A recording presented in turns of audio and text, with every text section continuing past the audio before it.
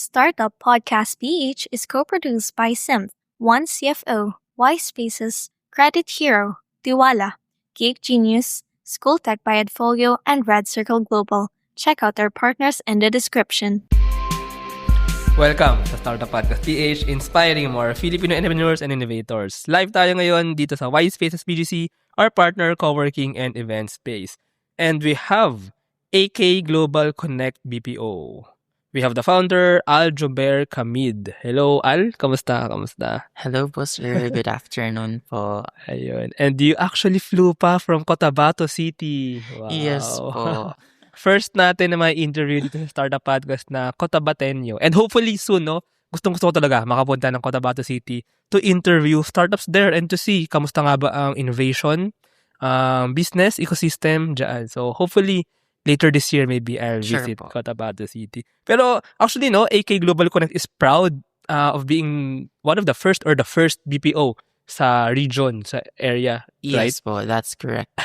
So I hope in this conversation, malaman natin yung story, paano nangyari. Ano nga ba exactly ang ginagawa ng AK Global Connect? Siguro, I let you do the introduction, ano? Ano nga ba ang AK Global Connect BPO? Okay po, so technically po yung AK Global Connect BPO, just wanted to start po pala on how AK was really formed po, no? So first, yung AK po kasi it's actually means my middle initial and also my surname. It's Alyudin Kamid Global Connect. This is actually to commemorate my parents, of course, para po tawag dito, whatever happens man po in the future, at least we can leave a legacy behind towards ourselves po, no? So, one of the reasons po why we established AK Global Connect, it's to really help the people in especially in Mindanao po and in Barm region, first and foremost po. Kasi, marami po, way back when I was studying po undergraduate college in Davao City po, a lot of people, a lot of Cotabateños were really working doon po sa Davao pa. So, nakikita ko yung parang employment opportunities outside the city. Mas magaan, mas madali, mas mabilis. So, sabi ko, I have this vision talaga nung graduation right before our graduation. Alala ko pa because we were in a cafe before. Ang sinabi ko sa mga kaibigan ko, 5 years, 6 years from now, I'll build my own BPO company. Kasi nga, magko-call center ako dapat, agent. Kasi sabi ko, kailangan ko malaman yung process.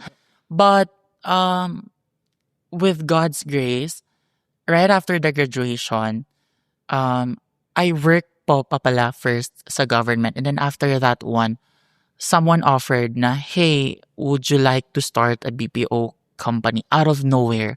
And then, sabi ko, baka this is the right time to really start the dream that I have been dreaming of for the very long time po. So, ayun po, nag-start po kami doon and that was way back 2023. It was founded first, actually, the BPO is currently offering 3 services right now. First po is yung sa sales po namin, contact center services. We also have the ESL or English as a second language teaching services. And then lastly, we have the virtual assistant services. However po, may pangalawa rin po palang secondary purpose yung company which is, luckily po, we were able to secure a test the certification. So, test the accredited center na rin po yung company po. Now, again po, going back, one of the reasons why I really established the business is that, yun po, marami pong, to be honest, Cotabato people are really great. Meron pong, kumbaga, meron silang ibubuga. One of the reasons bakit din sila nakukuha outside the city. So sabi ko, why not bring these opportunities sa amin? So, ayun na po, ayun na nga, sinimulan na po namin yung BPO company po. At first, it was really hard because, to be honest, wala po akong idea on how will I run this. But as time passes by, I was able to connect some people, especially here in Metro Manila po. nakakontak po ako ng tao na tumulong po sa amin on how we're going to strategize. And then, ayun na po, the rest is history. Natapos na po unti-unti po na-build, nagkaroon po ng tao yung company. And luckily po, right now po, meron po kaming around 50 employees na rin po. Yes po. So, for a span of 2 years, we were able to secure at least 50 employees na po working. In today's digital world, your organization needs more than just technology. It needs a strategic partner. At Symph, we build web and mobile apps that drive innovation for startups, enterprises, and organizations worldwide. Visit symph.co today.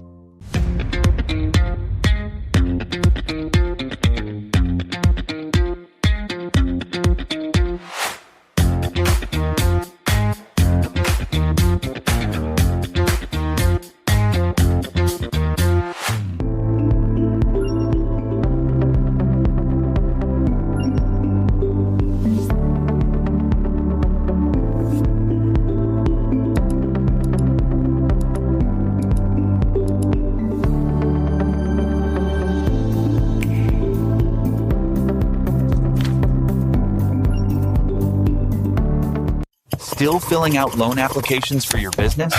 Yeah, thought so. Save your time. Grow your business. With Credit Hero, one online application gets you loan offers from multiple lenders. Apply for a business loan now. Visit credithero.com. Wow, amazing actually being the first, Yes. kumbaga pioneering a BPO in Cotabato, all of those 50 are like from Cotabato City. Yes po. No, sorry po. There are some parang municipalities na magkakatabi within the city. Pero But it's like a 30 to 45 minute drive lang. Yeah. And then they were working with us. Actually, Cotabato City is the city. Ano yung province? The province is Maguindanao del Norte. Okay. So, but basically, all of those are from Maguindanao del Norte. Yes. Yeah, okay. Yes po. Amazing. And actually, with what you said nga, for me, startup founders, yan ang pinakamalaki impact din na nagagawa. Providing employment or jobs, livelihood actually, to people in the area, for example. How about yung clients ninyo? Are these mga local or mga sa Davao ba na businesses or mga Manila businesses or baka foreign businesses? Okay, so our clients are technically based outside po. So foreign clients po meron kami. Wow. For the ESL, it's within the Asia Pacific market po. Mga Yes, Japanese, Chinese, Koreans. Also, we have Arabic people din po. So from UAE, that's sila. Most of them actually. Second, sa customer service naman po namin, sa sales outbound and inbound po namin. The client were actually based in the US po. So, and sa virtual assistant services po, meron kaming dalawa, one in Turkey and then the other one is sa US din po. If I may ask, Al, how do you find these clients? Kasi, dumadami na rin mga BPO sa Pilipinas. Iba-ibang lugar actually, which is actually very, very good for me. Ang ganda isipin na, kumbaga, people in the Philippines can have jobs, can have income, even while doing their work remotely. But I guess here, they have to go to your physical office, no? But yung mga clients nga ay online, kumbaga. How do you get these clients? What is like the value proposition for them? Do you sell the BPO as like quality at a good price, or like maybe something that only Filipinos are good at, like speaking English? So parang how do you quote unquote sell, or how do you market, kumbaga, the BPO services? Okay po. So, tawag dito. Okay, one of the first tip talaga that I can actually give is that we do really need to find the perfect people who could actually help us. Kasi doon po, okay, I'll just give you the trajectory po on what really happened po from the very beginning. Nung pinaka-first po, nag-try po kami mag-freelance ng clients, and we were able to secure some clients po with LinkedIn outreach lang. But again po, lang din, disclaimer that not all of the clients that you can actually see in LinkedIn are technically legit po. So, na-scam din po talaga kami. Talaga? Yes. Nung first month namin, na-scam kami. And then, I really don't know what to do at that point because we were starting. I don't have the idea on how will I reach these people. But again, alam mo yun, if you have really the grit on pursuing what you wanted in life, I was able to secure a partnership there in Iloilo, in Visayas po. A partnership wherein they would be providing clients for us, and they will and in our end in AK we'll be providing the manpower. So that's where it all started. We started with the virtual assistant services coming from Australia po, and then ayun na, nagkaroon na ng US, ng Turkey. And then after that one, after ceasing the partnership with one company there in Iloilo po, that's the time nagkaroon na ako ng idea, okay, hindi lang pala LinkedIn or outreach yung ginagawa, but there are multiple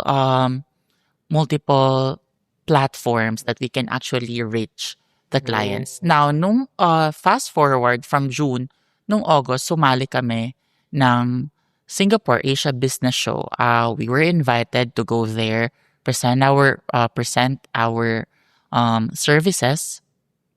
And again, knowing that the company it's a startup business, so hindi rin namin alam anong ginagawa namin. But we actually, para tawag dito, prepare naman kami. Pumunta kami doon because we actually wanted to have big clients.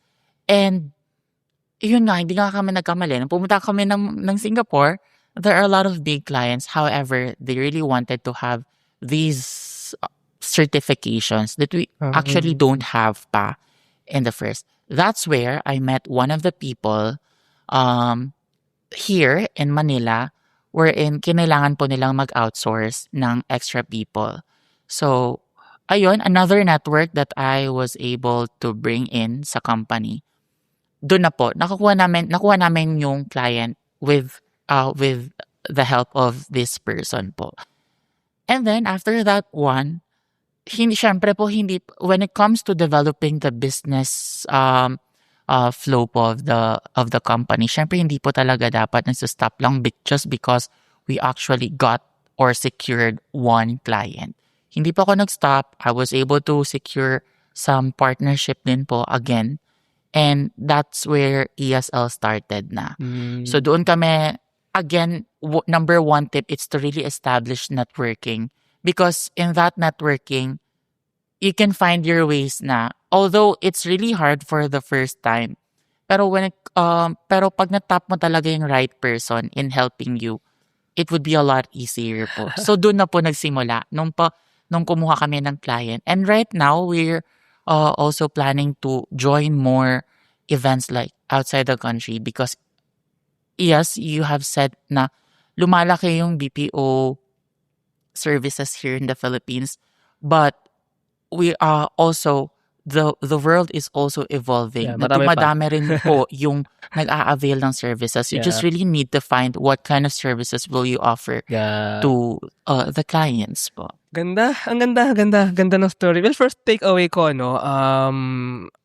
partnerships ng laking, kumbaga, correct me if I'm wrong, Al, you graduated 2023 ba? Or Yes. Wow. So, pagka-graduate mo, you really had that in mind na to have a business, to have a BPO, no? To start a BPO nga in Maguindanao del Norte or in Cotabato City.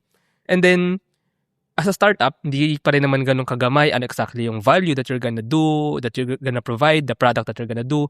But, kumbaga yung linkages, yung networks, yung partners sa Iloilo. Actually, I want to ask, paano ka nakapag-network doon sa Iloilo? Okay. Nakapag-network ako sa Iloilo because, first of all, syempre, meron tayo yung search engine like Google, right? So, search ako, BPO looking for partnerships, something like that. And then, hindi siya lumalabas because I think it was not optimized. The post was not optimized.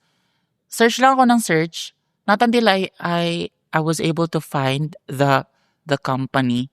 So, ayun, nung na-network ko sila, okay, tinanong ko magkano ba yung bayad for the partnership and everything. Sabi ko, I'll sort it out, hahanapan ko ng paraan. And then, ayun, doon ako nagkaroon ng kasi, aside from the partnership, aside from the clients that they were giving to us, nagme-mentor kasi sila. So, you were paying for the mentorship as well as for the clients that they pull for us. So, ayun, nung nagkaroon ako ng idea, okay, ganito pala, ito pala yung tamang ginagawa. Ah, So, doon na ako nakapag-formulate, doon na ako nakapag-strategize na, okay, from here on, ito na yung gagawin ko for the upcoming years. yeah, tsaka ang galing, no? So, ang nangyayari nga, so you form those partnerships, those existing BPOs, and you provide additional, actually parang you provide additional capacity then for them. So ganun nabuo yung BPO sa Cotabato City. Kumbaga partners with other BPOs, and then dun siya na-build. So tama ba na yung mga services that you provide, yung VAs, yung sa ESL, parang kumbaga hindi mo siya ginawa na we're gonna be AK Global Connect BPO, we're gonna provide the services, and then hanap ng clients who need those, rather the other way around, like hanap clients, ano yung kailangan nila, then yun yung binild mo na I'm gonna get people sa Cotabato, Maguindanao del Norte, gonna train them on that, and then yun yung provide natin. Tama ba? Yes po, tama. And additionally po, of course, along with the operations po, no, makikita mo na, okay, we have a lot of services actually before, and then I trimmed down all of these services that we don't, kasi nag-try na kami ng iba't ibang services. Sabi ko, ito, pwede ba tayo dito? Hindi tayo pwede. So, tanggalin natin. Ito, hindi natin to gamay. So, tatanggalin natin. Hanggat sa nag-trim down na po kami. And then, we look at the demographics of our applicants. Nakita ko na a lot of them are passers, are graduates from like bachelors of education. So, isa sa reason bakit namin prioritizing ESL, because we have we have a lot of manpower when it comes to teaching. Yung virtual assistant services, meron kaming mga skilled workers na hindi nakapag-graduate, but the skills that they have is very, kumbaga, I can say na pang world class. So, ni-retain namin yung virtual assistant services.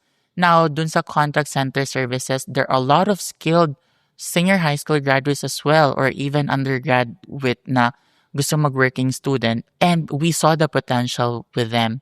So, yun yung mga ni-retain namin na mga, kasi nakita ko na, kumbaga, clients, to be honest po talaga, when it comes to offering the BPO services, clients are actually everywhere. You can find clients so long as you have quality service po. So sabi ko, in order for us to establish the name of the company outside the country, we need to really offer the services that we can actually give talaga, na alam nating hindi tayo papalya. So, yun po. Galing. And now, parang nag-fit yung puzzle. Kasi, come to think of it, kumbaga ang nagawa mo, Al, wow, you were able to fit the puzzle piece. Nagtataka rin kasi ako before, you're kind of correct na maraming mga possible clients. Pero nagtataka ako, bakit hindi pa nagagawa ng ganun yung mga BPO sa kung saan saang lugar sa Pilipinas? I mean, tapos, may nakagawa, ito nga, sa Cotabato City, through you, pero ba't hindi siya nagagawa ng iba? I think somehow meron kang success dun sa part na match mo successfully yung clients looking for a certain skill doon sa skills na meron dun sa particular place ninyo. Yes. I think yung matching na yun is one of the things that was really intricately done here, and na-fit na yung puzzle, kaya nabuo yung BPO. What do you think about that? That's actually right po talaga. Kasi, alam mo yun, before kasi I really thought of like offering multiple services in order for you to hit multiple birds or like clients po. But yes, gaya nga na sinabi ko, clients are everywhere. We were able to secure a lot of clients as well in our end. Pero umaalis kasi hindi nga namin nabibigay yung tamang services. So it's really important to do some research as well po when it comes to matching the demographic profile of the people that you have in your city or municipality po. Kaysa sa kuha kayo ng client, hindi nyo mabibigay, or it's not sustainable because you actually know na yung mga people that you actually provide with these clients are not capable of doing that services. So technically, yes, makukuha mo, malaland mo yung because kinaya nga ng pitching, but again, in the manpower that you have, pag once sumemplang, aalis yung client. Yeah. And it's a negative effect of sa part ng company. So, kumbaga it goes both ways po. Sa client, kailangan mong magbigay ng effort to look for clients. But on your end as well, kailangan mong isipin kung ano ba yung capability mo as, kumbaga like, let's just say, kumbaga sa amin, since we're far from the metro po, no, na kung ano ba talaga yung kaya namin ibigay na services sa clients. So, yun po. At saka yung mention kanina, no, baka stereotyping na sasabihin ko, pero from BARM, so Cotabato City is from BARM, which is actually a Muslim, no. And when you mention kanina yung mga ibang clients ng, even sa ESL, kasi, if I think of ESL, lagi ko naisip dyan, mga Japanese at Koreans yan But you mentioned kanina, meron ding mga, tama ba? Correct me if I'm wrong, parang mga medyo, Islamic din na states. So, do you think may connection yun na, since AK Global Connect is in Cotabato, which is from BARM, somehow connected din yun na ang clients nyo nga ay same culture, same, Okay. So, I also wanted to share, then one of our journeys then along building the company, of course. Since, again, we're on the Muslim community in BARM region, it's really hard because stereotyping is there already na existing. That Cotabato City is not a safe city for working and not safe for the clients that we're visiting. But one thing I pitched with the clients po that we have is that wala naman pong pinagkaiba yung mga taong na nakukuha nila in the metro because these people currently located in metros are those people that actually stays or like parang born and raised po sa provinces or municipalities outside the metros.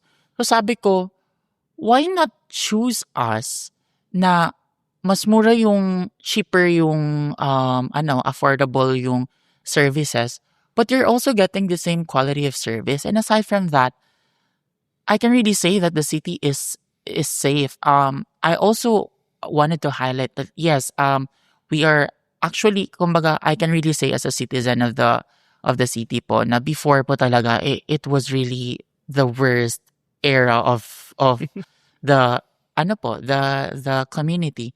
But ngayon po naman evolving naman po yung mga tao. So umuokay na yung city. In fact nga po, yung mayor po namin right now, nilabi po niya sa Malacanang na i-open na ang city as one of the highly urbanized city na. So, it's currently evolving. And with all due respect naman po, naiintindihan ko naman po yung mga clients na may mga ganong stereotypes. Because ako, if I were like located here in Manila and hindi naman ako nakapunta dun sa Cotabato City, yun din naman ang iisipin ko. In fact po, one of our clients in the US, nahirapan po talaga akong mag-pitch because ayaw niya talaga. But again po, with the persistence po na ako from time to time, ipipm ko, baka nakulitan na, sabi ko, just give us a hit. I'll give you the best that we can. And luckily, napatunayan naman namin yon. Doon na gumaan yung loob ng client sa amin na okay, these people are good din naman pala. Tapos, doon naman po sa ESL services, I think it's a plus points kapag ginawa ka naman yung syempre sa Islamic countries or Islamic states. But, again po, it varies din po kasi hindi naman, to be honest, I'm a firm believer talaga na it doesn't come really with the attention po of having different religions. But it's the self po talaga. Kasi there are a lot of rude students din in maybe in Japan, in Korea, in China, and also in Islamic states. So, the teachers, kumbaga, sabi ko, one thing that we can actually control is really ourselves here. So, sinasabi ko lang po always sa kanila, it's to really maintain professionalism at all costs. Even though yung mga students, syempre, hindi nila naman nila yan pwedeng sigawan. Kasi, syempre, it's virtual and also it's being recorded. So, yun po yung always kong sinasabi sa kanila na, despite, kung ano man po yung gagawin ng tao sa inyo, what we can actually control is really ourselves. And with that po naman, kumbaga yung stereotyping po, no, syempre kasi magagalit talaga yung may nagagalit na, oh, you're a Muslim, ganyan yan. So, Grabe naman oo yun. po, may mga ganun talaga. So, ang nangyayari po, meron na po kaming ginagawang strategy no na kung paano pakalmahin yung student or maybe the Mhm. customer, something like that. So, nagawaan na po namin ngayon ng paraan. Oh. May ganun po talaga. Yes, hindi po talaga mawawala. But Oo. along the way po, nahanapan naman po ng paraan. Yeah, actually that's what I wanted to ask, no. How do you deal nga with those clients? Pero basically, it's kind of special kasi I mean, we have to admit to, it's kind of special kasi tama ba first of all na when you acquire a client, let's say yung mga naghahanap ng VA, do you have to say the city where you're from? Actually, yes po. Kasi technically, they're asking for the location. I'm not really Okay. specifying that Cotabato City. I mean, sorry po. I'm not really more of like dealing with Cotabato City's Oo. safe space, but it's a prerequisite already to give the location. Ah, And then yeah. they are asking, is it is it really closer here in Manila? And I nag-explain naman po ako Oo.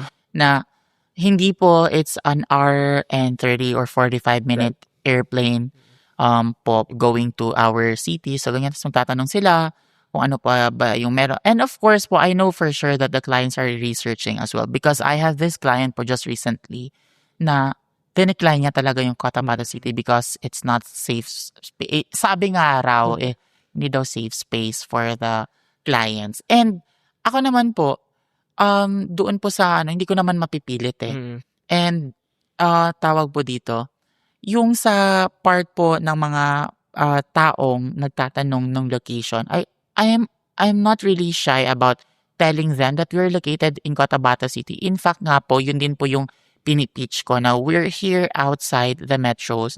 Lesser yung cost of living. That's why we can offer affordable rates from you. So yun po yung ginagawa namin. But most often than not po, ang tinatanong to be honest ng client, kung may office ba or wala. Because it's really Yeah. important for them to have the physical office Yeah, because sometimes po nag-visit yung client, tinitignan niya. So yun yung pinaka-important na factor sa pag-deal with the clients po when it comes to yun po, negotiation. Trust the digital future with Twala. Secure and tamper-proof digital signature. Electronic notarization service.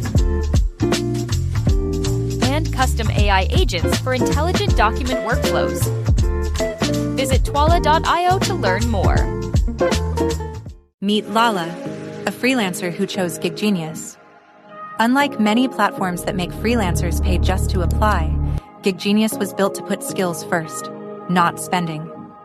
No pay-to-apply barriers, no bidding fees, just safer opportunities through dual system verification. Ready to experience the difference? Visit giggenius.io and join Gig Genius today. Ganda, ang galing, galing. I mean, I'm happy that we're talking about these intricacies ng ano kasi I think to be fair, I mean we have to be fair. As a business owner, somehow may value. I mean, kumbaga, you have to choose a reliable partner and I think Yeah. they really have to research. But gladly, meron din naman mga nag-try talaga. I mean, totoo naman you shouldn't stereotype based on that, pero I mean, it's the reality. And then may mga nag-try, may mga nag-try and then it works, kumbaga, it's good for them, and at the same time, kayo naman sa side nyo, we have to admit, merong certain, yun nga, may mga, somehow may racist, whatever, but you were able to adapt kasi nakagawa kayo ng mga policies or parang how do you react to those kinds. Yes. So, nabuo nyo rin. Somehow may, may specific character na nabuo sa AK Global Connect BPO because of the location, of the geography, of the identity. And somehow, you form a very unique business entity na actually kayo lang ang meron sa buong Pilipinas or maybe buong mundo. So that can, kumbaga, that uniqueness can actually be also the strength Yes.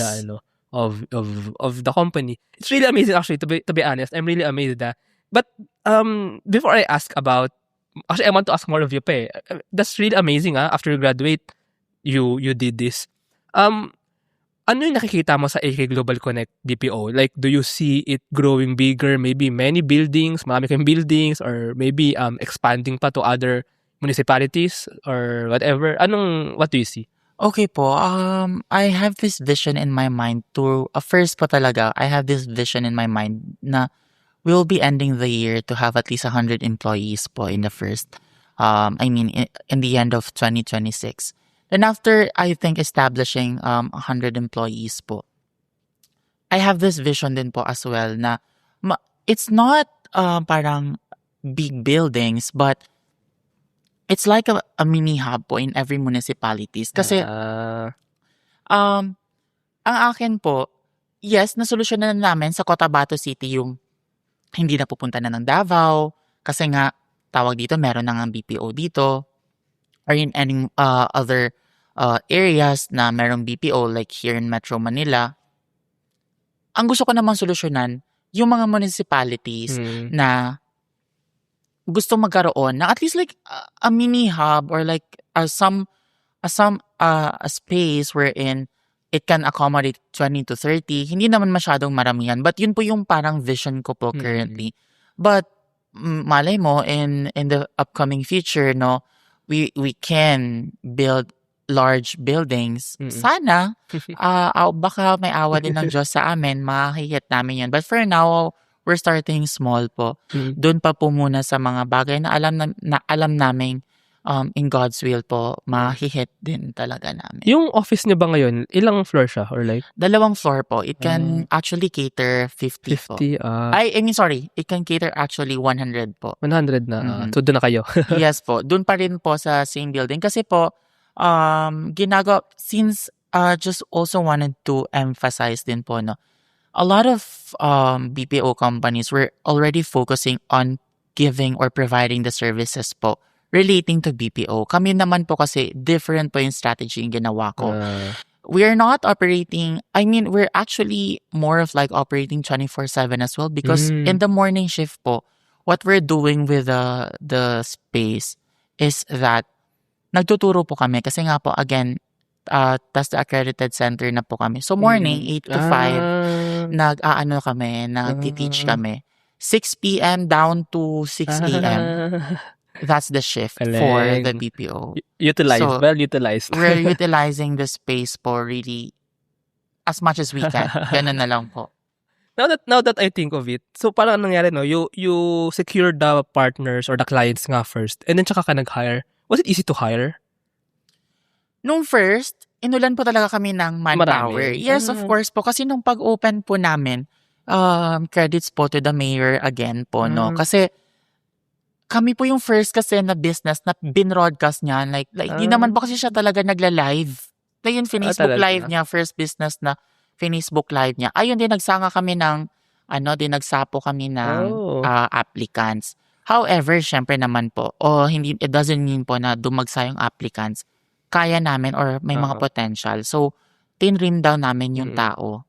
And then, along with it po, nung pag-trim down namin ng tao, syempre po, ang naiisip ng ibang tao, huwag tayo dyan kasi mahirap na hindi kami nakuha. Ganyan. May ganong certain assumptions yung mga tao. But kami po, what we did, kaya nga po kami nagpa-test the accredited center po, no? Kasi gusto po namin na these people should be trained first, see the actual work po, the workplace of course, and then the work. Kasi para makikita nila na, okay, ito yung papasukan ko. Kasi bagong pandinig sa kanila yung BPO, what is BPO all about in the first place. So, yung iba, doon na namin nakikita na, okay, these people are not for like graveyard shift. So, ito sa second priority na lang muna natin. Ito willing to really work or commit for the shift. So, ayun po, doon na po. Inaral po talaga namin from scratch kung paano po mag-isip yung tao sa amin. Kasi, again po, hindi naman po lahat mapipilit to work just because you have the opportunity there. It doesn't mean na lahat kukunin yung work. So, yun po. Yeah, that's the reality of it. That's the reality of hiring. Pero shout out kay Mayor, no, na feeling ko proud din si Mayor na yung first BPO in Cotabato City. Tsaka it will bring in jobs. So, yes, of course, support that. Now, ang gusto ko talaga tanungin, You became an entrepreneur, no? You studied in Davao, right? Yes. What did you study pala? I studied in Ateneo po, Bachelor of Science in Accountancy. So, Accountancy. malayo-malayo sa BPO. Pwede naman. I mean, of course, nagka-accounting kayo dyan. Oo, naman. Now, and na-mention mo na kanina na you were planning to join a BPO, no? But instead, you created your own BPO. Hindi ba risky na, ayun nga, nag-entrepreneur ka? Kasi alam naman natin, I mean, if you went to a BPO, mayroon ka stable income. Pero pinili mo to na pwedeng wala kang income in the first months, pwedeng forever kung mag-fail. Yes. Pero you did this. Why really? I mean, why? That's a crazy thing somehow. Actually po, it was really a big decision for me to kasi pero na po kasi akong position sa government po before, and then I just resigned po to really establish the business. Yes po, it's really a big risk po and a big decision po, but again po siguro God is great po din, no. I will not always talaga remove that fact po, kasi when you have pure intentions to the people, actually when you have pure intentions for your community, for yourself, for the people around you, it will eventually, sort it out na lang po along the way. Yes po, kasi tawag naman po, gaya po ng sinabi ko po kanina, na first month po na scam po kami. And then, sabi ko, paano natin ito maitatawid? Kasi syempre, hindi tayo nabayaran. Then, there is this investors po na lumapit. So, we were able to push the bigger part of the operations. So, masasabi ko po na, yes po, I mean, you will not know until you tried naman po when it comes to risk. And to give you a background po, ever since po kasi elementary, secondary, and senior high school, and maybe in college undergrad po, nagbe-business na rin ako. So I know that there are a lot of risk when it comes to doing business. But I'm not also denying the fact that when it comes to doing entrepreneurial things po, no, it actually gives wealth and freedom as well. Like this po, syempre kung government employee ka po, 8 to 5 kailangan mong pumasok. Kapag nagbi-business po kayo, of course, some people actually hawak mong oras mo, but totally it's not, kasi you're working 24/7 in most of your days. But again, what I'm trying to see is long-term po Sabi ko, we may suffer for a while right now, but I know, I'm really sure na for the upcoming years, if we can stabilize the operations, if we can maximize the resources that we have, sooner or later, mag-grow yung company. It's just a matter of grit pa talaga. Like, kailangan mo pa talaga ng patience sa business. Yes, Rick, I think one of the great formula po talaga to counter the risk, it's to really have the patience. Gaya po na sinasabi nila, calculated risk. So, actually, alam mo kung kailan ka matatalo, kailan ka mananalo. And a little bit of patience na rin po as well. Yeah, grit.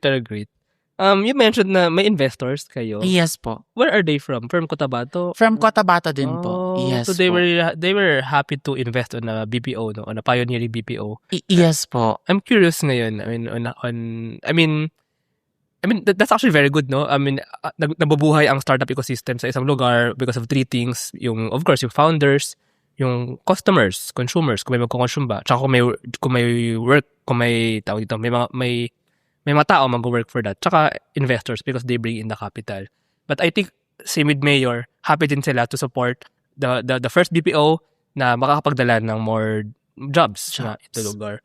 You mentioned, do you have co-founders ba or parang a team with you? Tama ba? Yes po.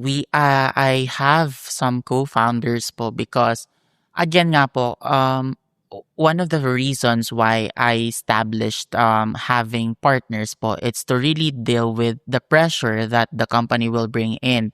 So, syempre, kumuha ko ng someone na marunong for virtual assistant services. Someone that knows how to do the calculations.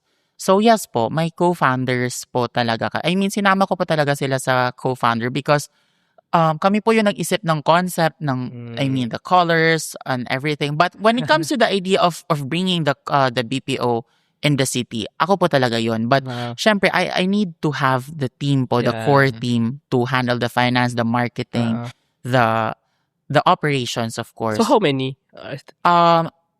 Wait lang po ha. 4 or 5. 5 po kami nagsimula as co-founders. But one already left out po kasi they have this business po, no, na again po, kailangan may mag-manage, and then she's the ate po kasi. So sa kanya po na-delegate. But she's still part of the incorporators pa naman po. But not totally working with the group anymore na. Yeah, but that's true. I mean, so parang ikaw yung CEO, right? Yes po. But the CEO cannot do all naman. You will be the executive. You will execute. But, kumbaga, you bring in the talent, the different skills that you don't have on different aspects, kumbaga, of the business. So, sige, ano naman yung actually, I ask this to most startup founders that I interview kasi really founding and building a startup is challenging. So, let me ask you, ano yung pinaka-challenge ano yung biggest challenge that you encountered in starting this business from scratch nga and building this up to now? It has reached 50 employees. Okay po.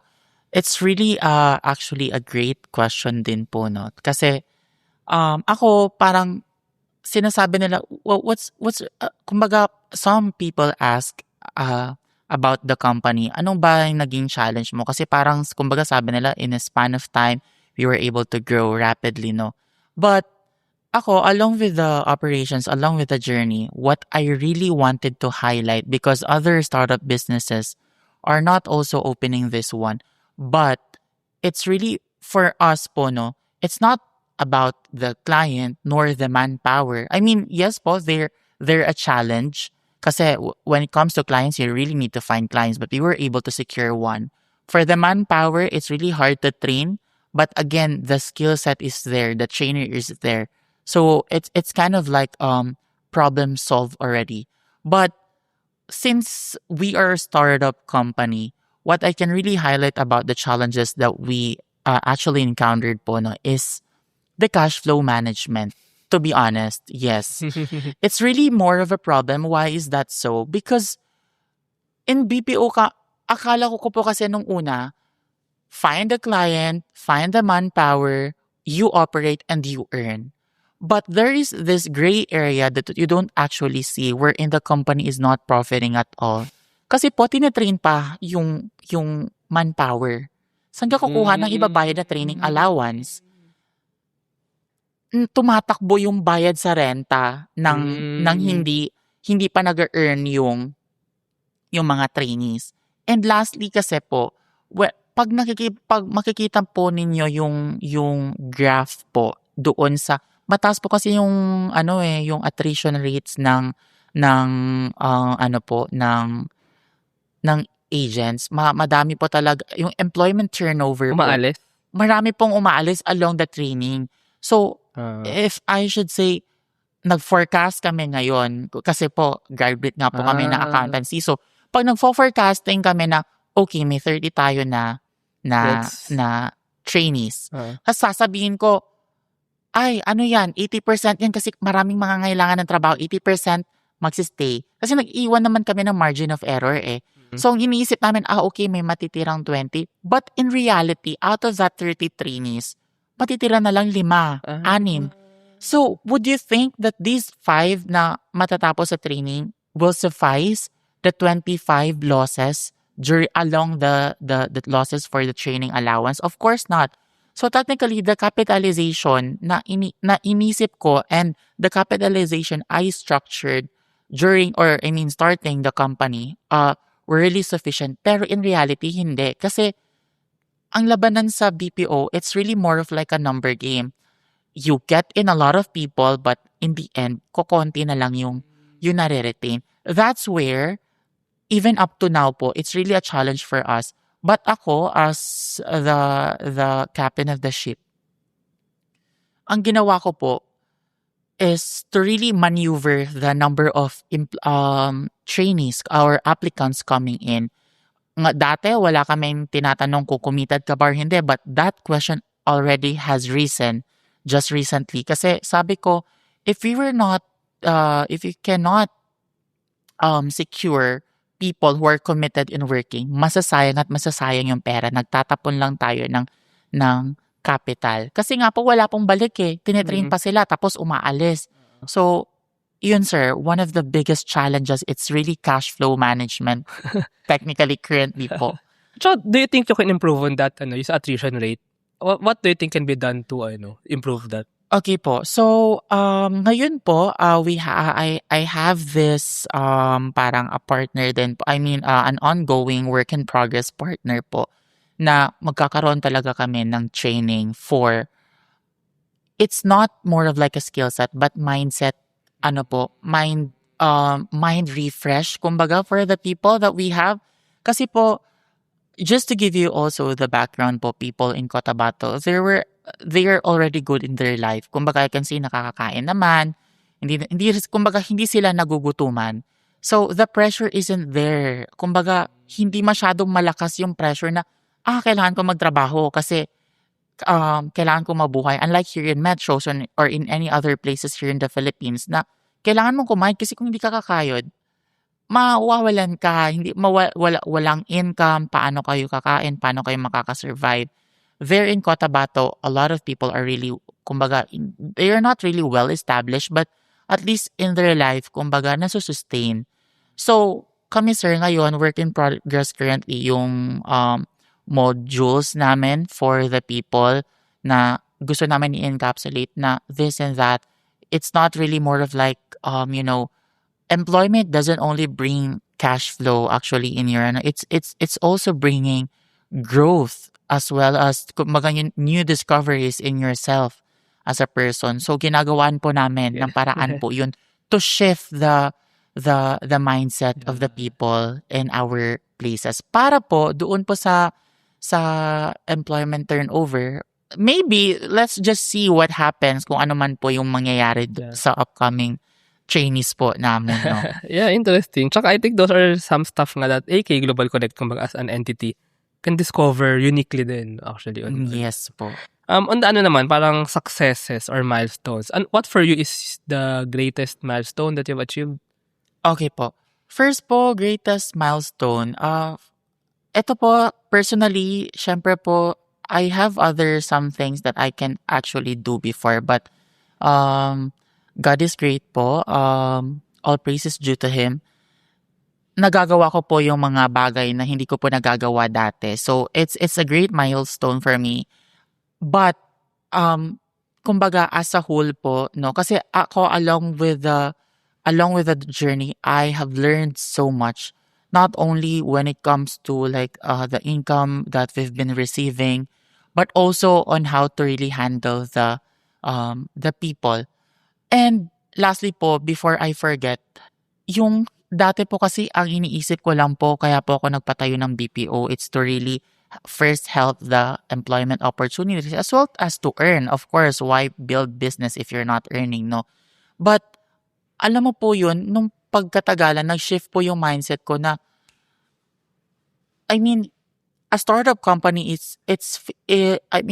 from time to time po talaga, nagkakaroon po ng challenges kasi nga, startup company pa lang po. And, dati, parang gusto ko na rin sumuko eh. Sabi ko, babalik na lang akong gobyerno kasi ito, ang sakit-sakit sa ulo.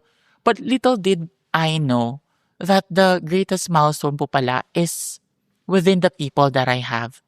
Kumbaga, we were able to, feed 50 families because nandito yung income coming from us. It's not, kumbaga, if without the AK, these 50 people are for sure tambay po talaga, unemployed po talaga. And from there, I can see that the milestone of AK, it's really more of like giving the best for the community. Kasi po, syempre, a lot of people are already living there. Bakit, kumbaga, what makes AK a global, ito po pala, may open ko na din po pala. Hindi po kasi kami nagbe-minimum wage sa amin. So, isa po yun sa parang hina-highlight ko na we're facing a lot of problems, and yet here we are giving you the best that we could actually offer. Kasi, kumbaga, more of people kami eh. Hindi naman po kami muna currently parang driven po sa profit. Profit will actually come eventually pag marami na pong tao.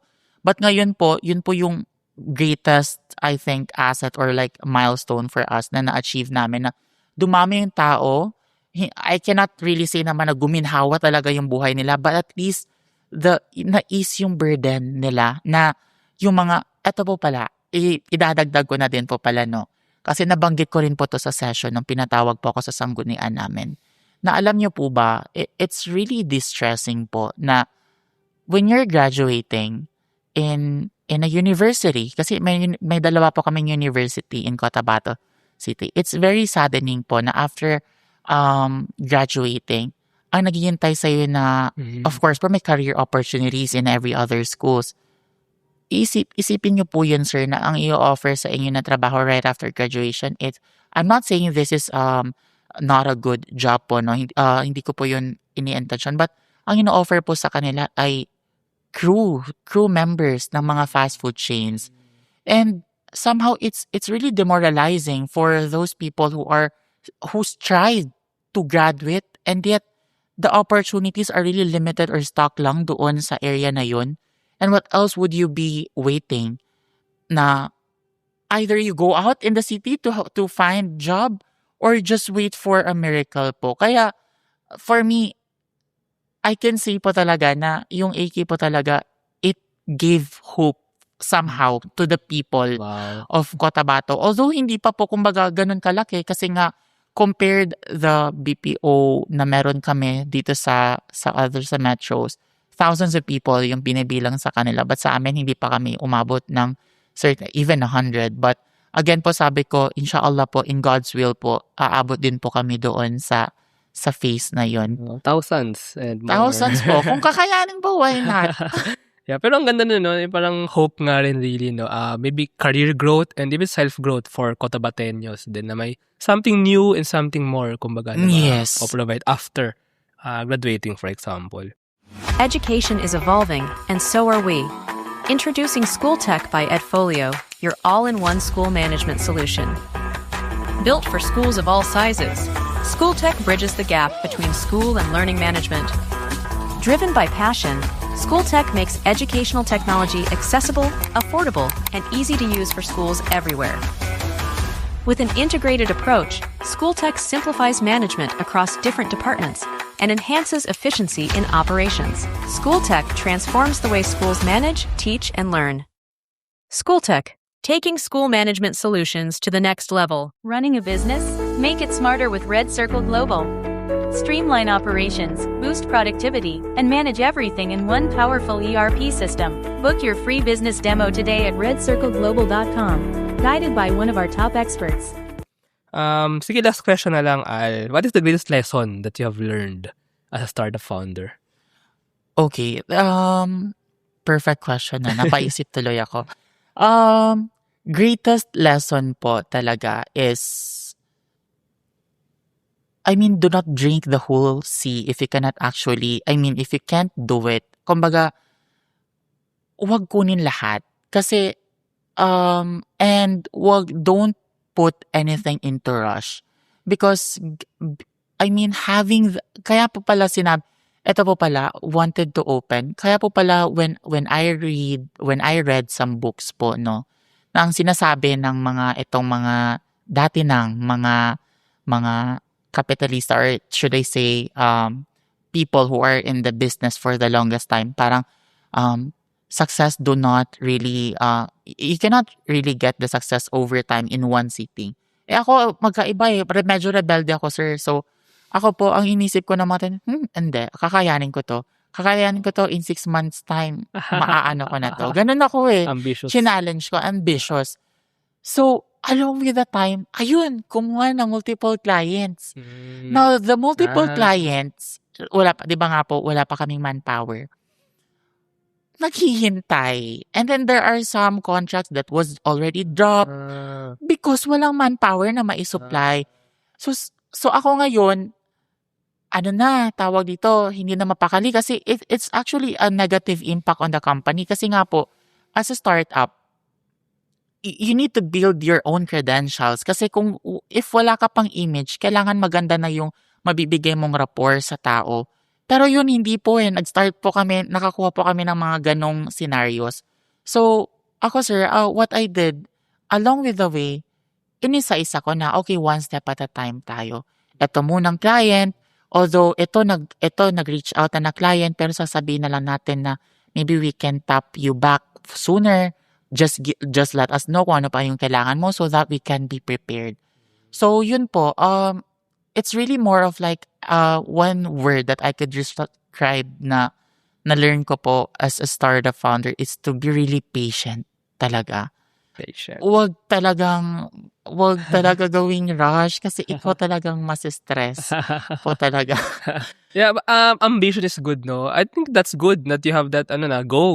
Pero at the same time, patience and maybe parang take in one at a time kung ano yung kaya mo at a time. Yes. Ayun.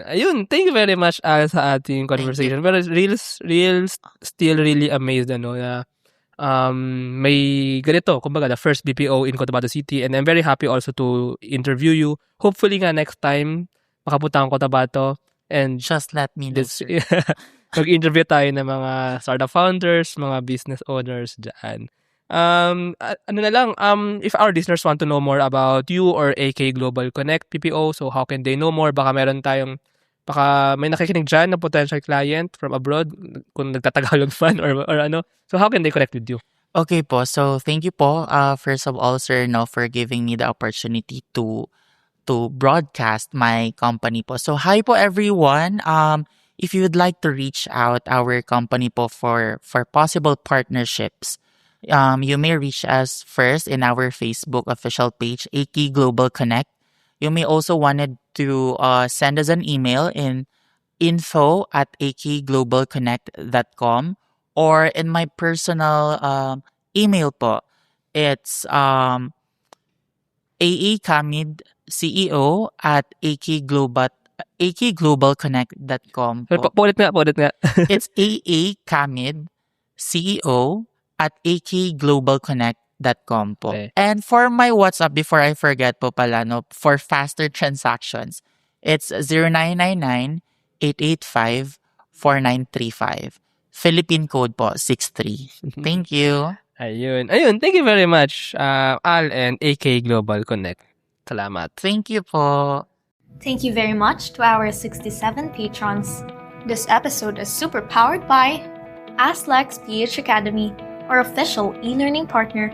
Get certifications on Lean Six Sigma, project management, data science, and more. Pahatid PH, B2B logistics solutions provider specializing in third-party logistics, micro-warehousing, and micro-fulfillment services. Digital Workforce Group, connecting Filipino professionals with global opportunities and helping businesses scale through recruitment, remote staffing, executive search, and more. Nascent Batteries, energy technology startup specializing in sodium-ion battery technology as a safer, more sustainable alternative to conventional batteries. Level Up Talent Solutions, delivering Lean Pro talents, highly trained, AI-ready, business-savvy professionals who plug into your operations and power your growth. Agile Data Solutions, the Philippines' fastest-growing market insights tech company with its data-gathering platform Hustle PH. Cloud CFO, expert accounting, tax, and payroll services for SMEs and startups, using smart technology to deliver actionable financial insights. Architect Space Solutions, provider of ground station services, space data analytics, and technology supplies to grow the Philippines' role in the global space ecosystem. DV Code Technologies Incorporated, IT solutions specializing in software development, blockchain smart contracts, digital wallets, and cybersecurity. Argum AI makes smarter decisions by presenting both sides of an issue as argued by two distinct AI models. Pixel by ePlayman. Turn content into opportunity, grow deeper connections, and earn more. Only with Pixel. Sign up at pixel.eplayman.co. School of Profits, Filipino-led community for aspiring freelancers, VAs, agency builders, and online earners. Built to help you start, grow, and earn online together. Founders Launchpad, our ecosystem partner, early-stage accelerator providing venture capital funding, operational support, and mentorship. Hire Business Solutions, provider of the most configurable cloud-based payroll system in the Philippines. SmileChecks, streamline hiring and onboarding with automated background checks. Wonderbrand, data science-driven brand strategy and design for emerging markets. This episode is powered by Airship Logistics, Pareto Consulting, Josie AI, Uplift Codecamp, Board Prep, Kansan Barley, East Point Business Outsourcing Services, Filipina Home-Based Moms, Hex Colony, Sugbo-Doc, Algacon Aquafeeds, One Algae, Grey Wolf Technologies Philippines, and Sirius MD. Support the podcast through the links in the description.